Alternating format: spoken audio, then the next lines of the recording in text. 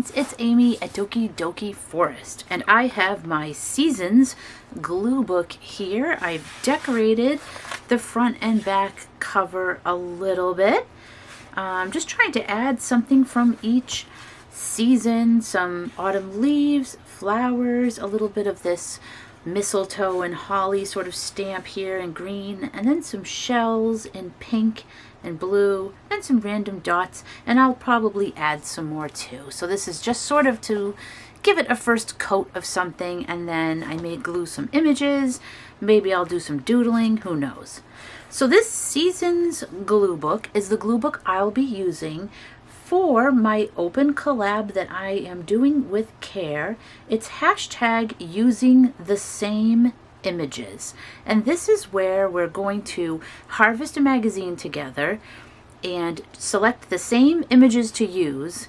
Then we create pages, and then we'll reveal them to see if we did anything the same or if it's all different. So we've done one round with a Better Homes and Gardens magazine. This is round 2, which is the Country Living magazine that we harvested. Now those videos are up. I'll link them down below. So if you haven't seen them, you may want to check those out first so you can see the images that we're working with. So Ker has part 1, I have part 2. It's all down below. So this is going to be my reveal of the pages that I made using those images, and Ker has a video up on her channel as well, which I'll also link down below. And we've decided we're going to do this seasonally, hence the Seasons glue book, composition book turned glue book. Yeah, so this was our autumn season. So we did 2 magazines for autumn, and next we will have winter. So I don't know if we're going to do Christmas first, winter first, a little bit of a blend. We'll let you know, and we'll harvest the magazine together, probably share that with you again. So as I was creating these pages, a story formulated in my mind. So I wanted to share the story with you as I share the pages with you. And then after, I will show you the process video of how I put the pages together and talk about it a little bit. And then at the very end, you get to meet some of the characters you see in this book. You get introduced to them. You'll see a little gallery of characters. So that's the video. So sit back and relax, and let's dive in. Gather round, friends, and I will tell you the story of the happy Ducksgiving. One bright yet crisp autumn day, you decide to go for a walk into the woods and enjoy some fresh air.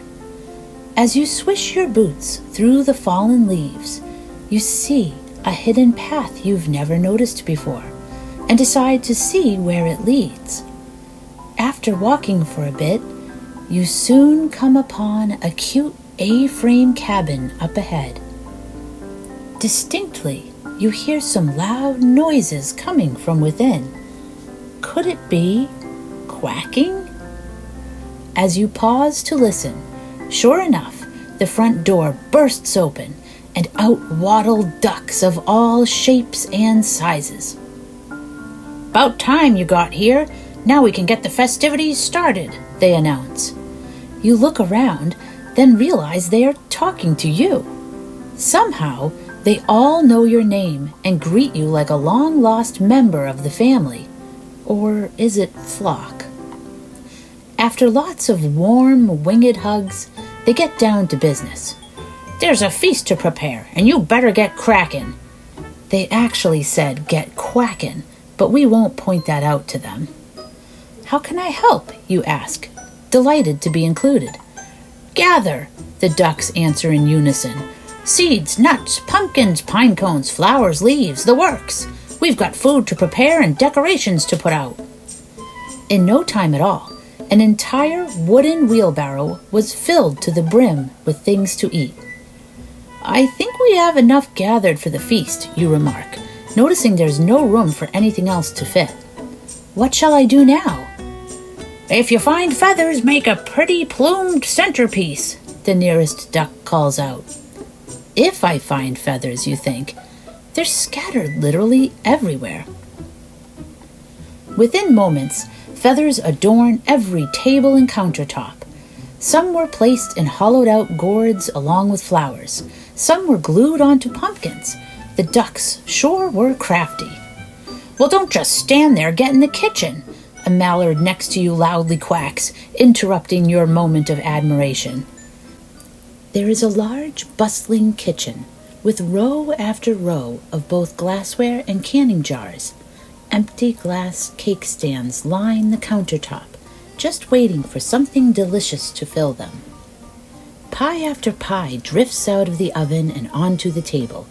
Each pie seems to have one slice missing. When you inquire why, the head pie chef duck stares at you incredulously and replies, "Well, you gotta taste the food before you serve it, don't ya?" As everyone sits down to dinner, which seems to be mostly dessert, a red-headed duck announces, "A moment of silence, please." You figure it must be time to be thankful for the food that was prepared. But instead, a large turkey comes slowly strutting in, carrying a gigantic bottle of maple syrup. "Wow, Tom, that looks fantastic," the ducks say appreciatively, each one pouring maple syrup directly on their slices of pie. After gorging, the ducks hustle everyone into the next room. "No time to clean," they cry. "We gotta get to the whiskey and the games." Sure enough, the next room is all set up with every game imaginable. Fishing games and checkers and cribbage, to name a few, with snacks aplenty and a giant glass keg of whiskey. A fire blazes, keeping the room cozy, while big band music blares from an old radio. More ducks, and a few dogs, come in through the front door and join the party, and soon the room is filled with the raucous sounds of quacking. You are told to go see Muggsy the dog, who will deal you in to a round of poker. As the night goes on, a flock of ducks and 2 pups from England arrive.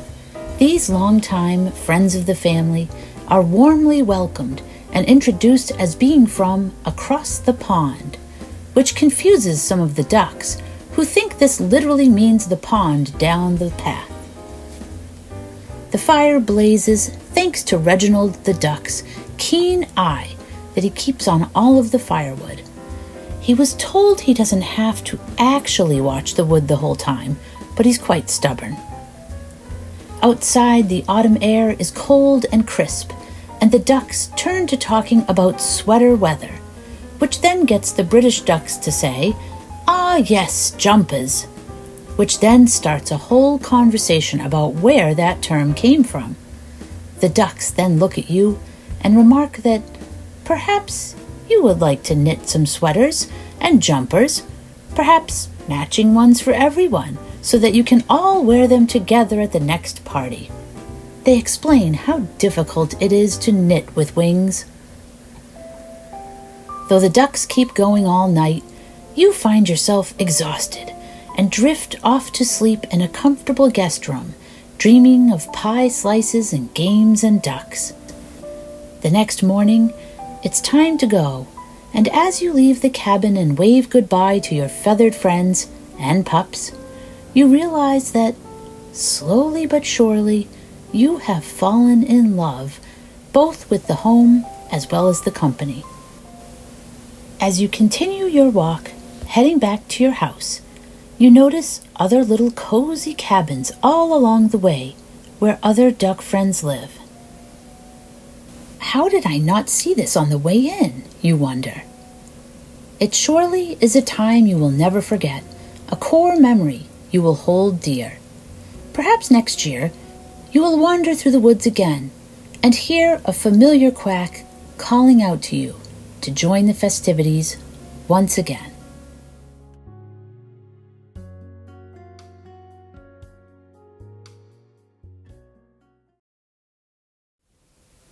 Well, I hope you enjoyed that story of Ducksgiving. That wasn't initially what I was planning on doing. It just sort of all came together as I was looking at the images and putting different things together and noticing that there were some themes. We had like sort of a cooking theme and then a game room theme and little houses, so it all just kind of came together. And this was just so much fun. I got to work gluing as soon as Ker and I were done harvesting, or, later on that day. I just couldn't wait. I love having a pile of images that are kind of all curated and ready to go. So they were images that we harvested, and then we knew we were going to use those images in the book. So it wasn't like I had to go searching through bins, and sometimes you can have maybe even too many images if you're looking at a bunch. So it's really nice to just have a pile, and you have to work with those images and get them to come together somehow. And I just loved the little A-frame house. I just thought that was so cute, and I was looking for a background to go with it, so I had to cover up that beautiful outdoor dining because I really wanted to just focus on the house, and I really wanted the nice leafy background with those beautiful autumn colors. And that autumn magic that we cut off of the front cover of the magazine was just perfect size to cover up the text that was in the upper left corner. So I'm glad I didn't try to trim that text off. I'm glad I just kept the whole image as is and then just glued something on top, because otherwise I would have had a super awkward cutout shape there in the top left corner.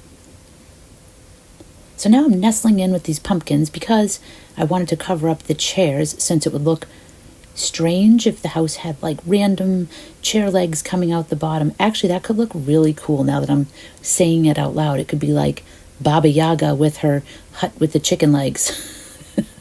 So that's an idea for another day. Maybe I'll make a page like that. But for this page, I was just wanting to cover up those chairs. These pumpkins were just big enough that they could do the job. Kind of make it look like, does it look like there's a big pumpkin pile as you're walking up towards the house? Or does it look like the house is nestled in with giant pumpkins? It could really be either. And then that Into the Woods page was just gorgeous. Loved everything about it. Loved the words, Into the Woods. So there really wasn't, much I had to do there. I just wanted to add this little bridge because as I was thinking about my story, I was like, oh, this is perfect for, it's not quite a path, because it's a road under a covered bridge, but I figured we could make it work. And then just adding some pumpkins, just trying to use every little piece from the pages if possible. So if I cut, those big pumpkins off, like you can see on the right page, on the very right side of it, you can see on the edge there where I cut off that green pumpkin. So I'm just trying to take that half and use it. And then on this page, I love where it said "Get Crackin'." I just thought that was so cute, so I wanted to definitely keep that.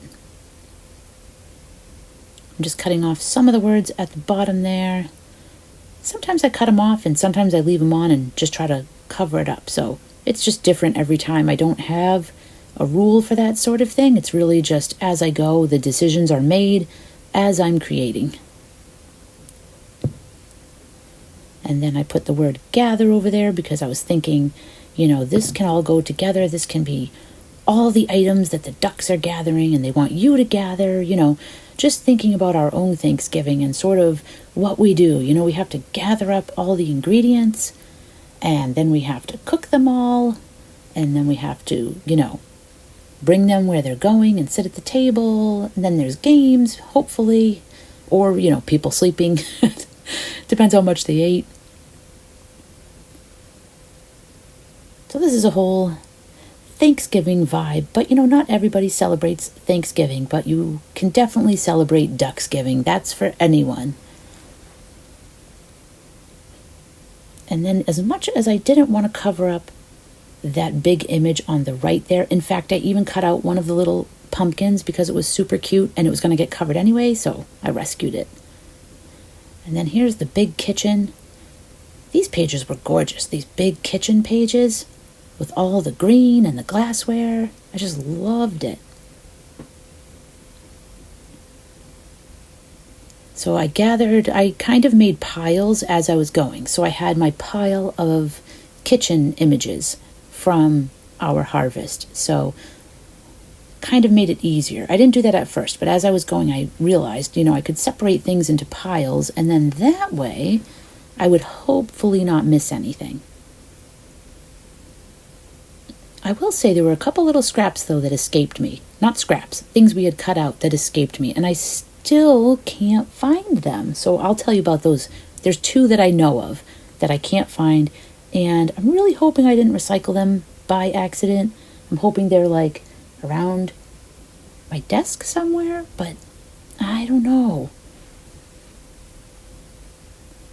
And then we got to have the pies, and the pies are perfect because, this is a nice big piece that can cover up most of the paper that's still showing, because I don't want to see any of the composition book paper if possible. I really want you to feel like you're immersed in this kitchen, this busy, bustling kitchen with things everywhere.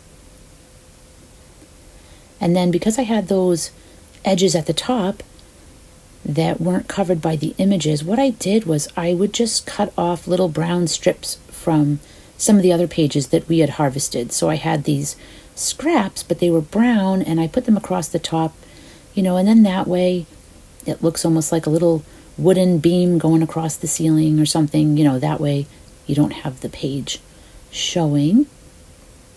That's obviously just a personal preference. I prefer not to see the page if possible, the white page.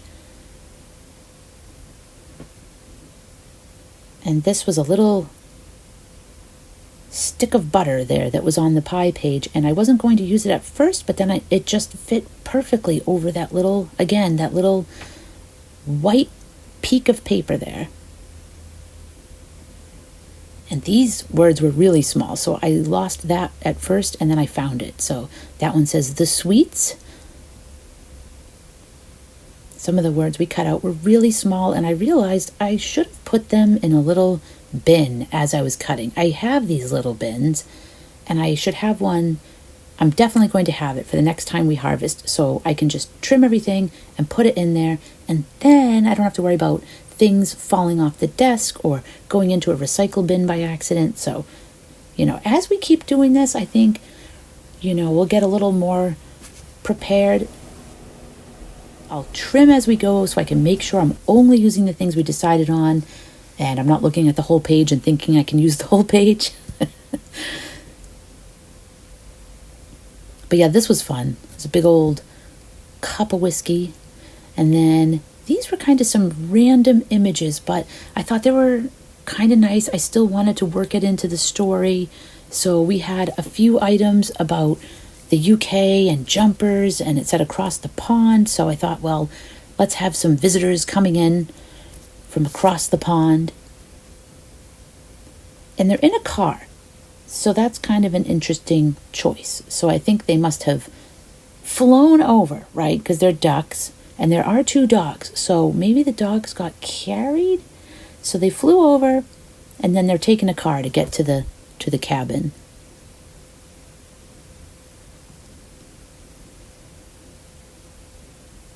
And then, it wound up working out perfectly because the magazine was talking about why sweaters are called jumpers, and then they had some pictures of sweaters.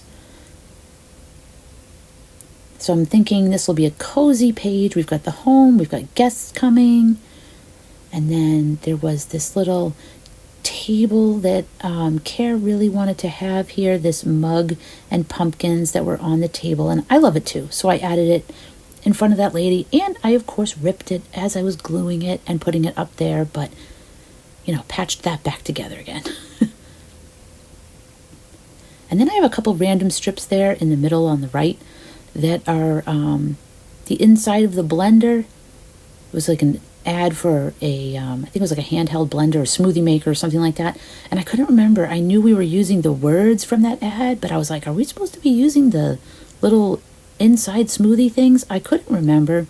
So I just put them in anyway. And then again, just some little scraps at the bottom there just to try to cover up the edge.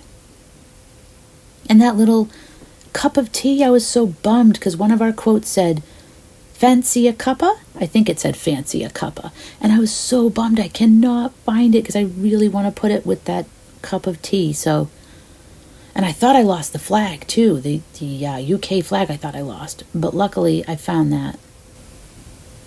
And next, you've been partying with the ducks, you've been eating and having fun, and now you're exhausted. So we have to have a nice little room for you to go and relax in. And I still had some images left over. So I was trying to think because I had like these card games and stuff that were left. And I was like, well, how does that fit in? And then I thought, well, it can kind of be like your dream. So you're in bed, you're remembering your wild night with the ducks. And then you're also dreaming of, yummy things to eat, but feeling cozy, blankets, sweaters, and of course, the ducks themselves.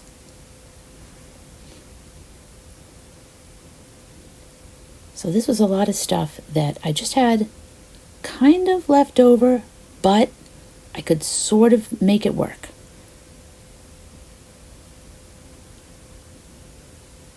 Just got to figure out how to rearrange it. Because, we can't add more images. We have to work with what we have. So we have to try to figure out how to make things work on the pages with our images. And there's no rule to how many pages. So we can make as many or as little pages as we want. I try to use up just about everything. So I just keep going until I pretty much run out. I'm trying to think. I think I used everything that we harvested except those missing images. And this is just so much fun. And again, just using scraps here, like that green wood on the right there. There's like a strip that was from another page. I'm just filling it in with random scraps. And that's just what I like to do to try to cover up anything. So any little bit, like there's a little pine cone piece, and I'm like, well, we'll just pop that in there. I had a leftover cinnamon roll, so I thought, just put that in there too. Put everything in there. And then the pie, you're dreaming of that. There's that missing pie slice. Maybe that was the one that you tasted. The head chef duck might have had you become an official taster of those pies. And then we had a few of these A-frames that we picked out. So I thought it would be cute to have like a little village, a little town of, other little duck homes. And then I used an X-Acto knife to try to trim that, and I wound up actually cutting through the composition paper. So I guess I was pressing a little too hard, or maybe that wasn't a good idea. But it's okay. I just glued the back of it, and it seems like it's okay. If the paper or the page really starts to fall out, then I can always stick a little washi in there and fix it. But yeah, there I am gluing the pages together. So I didn't do that ahead of time. I seem to just be doing it as I go.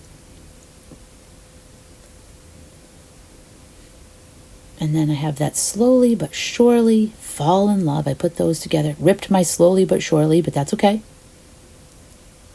And then there were these flowers that were left over, so I cut off the vase, and I just thought they would look nice there. There's some flowers, and they also kind of cover up that seam that's there. And then these were more images that were sort of left for the end, so I wanted to put them all on here. That little apple on the plate was another one that I was like, is that one that we were supposed to use? I know it was on the page of things to use, so I think that is okay. Hopefully I don't lose any points for that. Not sure. But I loved this core memories quote. And, plus the images of the apples. And, of course, some pumpkins. And then those leaves were at the top of the image of the embroidery hoop that I used at the beginning. So I just flipped it and stuck it to the bottom. And then those pumpkins were from the cover. And then we've got pie, still, more pie. And, yeah, we're getting into the home stretch here. That spoon was on the baking page as well, so I just figured, well, I'll cut that out too. It's something else to help fill up the page. Maybe it's a spoonful of sugar.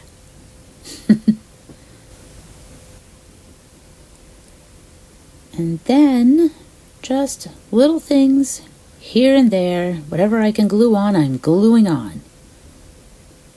Even little scraps, just trying to use it all. Now here's something I may lose a few points for, but I am okay with that. So we found the words with Amy, and we cut it out, but I wasn't going to just have with Amy. I got to put Ker in there too. So I told her, I joked, I said, I'm going to cut out ransom letters and put them in there. And I did, because I wanted that cover page to sort of, I wanted to remember, that we did it together. We did the harvesting. So it's gather with Amy and Ker. And now the games room, all kinds of things happening in here. Just some last finishing touches to go to the bottom there. I had, filled in most of the page, and then I was just trying to figure out those last items. We've got that little card dealer there, which is cool. Then, of course, we have Muggsy the dog, who's ready to deal you in. These ducks and dogs, I tell you. They're having quite a party. So if you go for a walk, and you hear some quacking, maybe some woofing, you know what's going on. And speaking of ducks, it is time to do the most important part of these pages, perhaps, which is to add all of these ducks. So if you remember, we had an entire page that was full of ducks. Here they are right here to refresh your memory, and then before and after. Ta-da! Fussy cutting fun. No, it was fun to cut them out, and now we're going to add them on every page. So that was my goal, is just make sure there's a duck on every page. It can be one, but there has to be at least one. And you know what? I can't believe I'm going to say this, but I wish there were more ducks on that page. I was gluing the ducks, and all of a sudden I got to the last one, and I thought, oh, I could have used 10 or 20 more ducks at least. But yes, this was a very duck-focused magazine.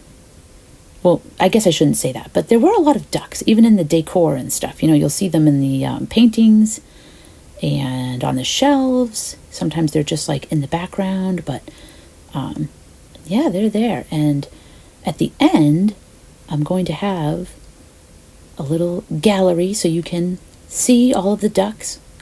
I think I actually missed a couple ducks, so I apologize. There might be some ducks I forgot. And of course, Tom Turkey, there he is, proud, the star of Ducksgiving, the bringer of maple syrup, Tom Turkey. I love these big ducks. There's a lot of ones that were small and delicate and almost hard to kind of make out their features, because they're just these little wooden ducks. Oh, and that little wooden duck, I was wishing so bad that the car had the steering wheel, because I would have loved to have had the duck driving, but the image was, that's the size of the image there. There was no steering wheel, so couldn't quite do that.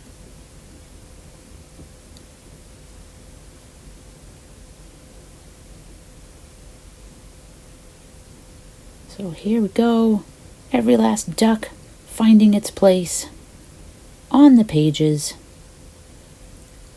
Oh, that was an important one. The head chef duck and the pups. Okay, my friends, now I will flip through. So I know you saw these pages with the story and you saw me create them, but now I'm just going to do my old-fashioned sort of flip through here so you can have another look. So we've got our words on here. We've got our images. I think I got pretty much everything I had on there. I glued my little heart out to make these happen. And I know Ker's been working hard on her pages as well, so I cannot wait to see what she is up to, what she's been doing.